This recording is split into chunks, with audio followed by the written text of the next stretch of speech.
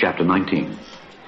And Ahab told Jezebel all that Elijah had done, and withal how he had slain all the prophets with the sword. Then Jezebel sent a messenger unto Elijah, saying, So let the gods do to me, and more also, if I make not thy life as the life of one of them by tomorrow about this time. And when he saw that, he arose, and went for his life, and came to Beersheba, which belongeth to Judah, and left his servant there.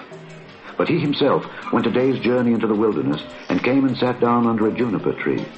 And he requested for himself that he might die, and said, It is enough. Now, O Lord, take away my life, for I am not better than my fathers. And as he lay and slept under a juniper tree, behold, then an angel touched him, and said unto him, Arise and eat. And he looked, and behold, there was a cake baken on the coals, and a cruse of water at his head. And he did eat and drink, and laid him down again.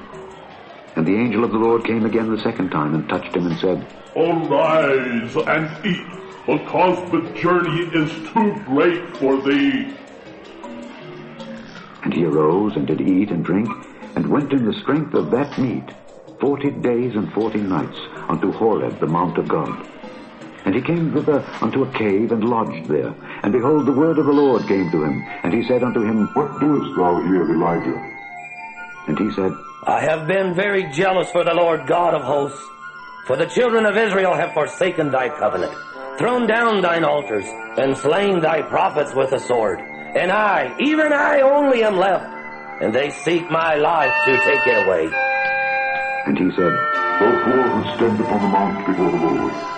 And behold, the Lord passed by, and a great and strong wind rent the mountains, and brake in pieces the rocks before the Lord.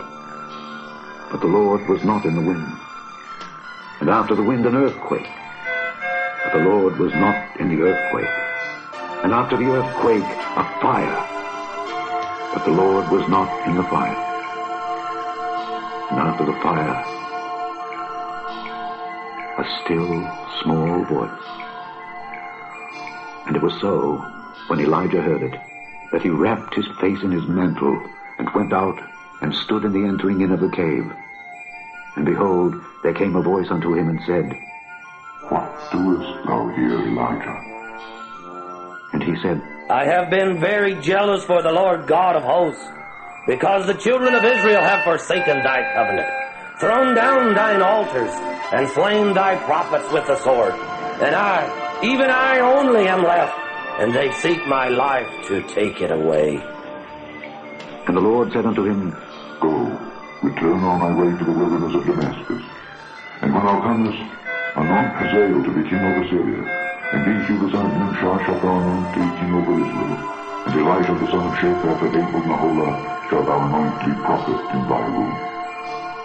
It shall come to pass that him that escapeth the sword of Hazael shall Jehu slay, and him that escapeth from the sword of Jehu shall Elisha slay.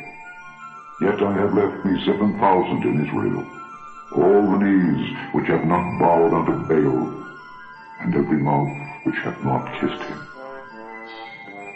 So he departed thence, and found Elisha the son of Shaphat, who was plowing with 12 yoke of oxen before him, and he with the 12th.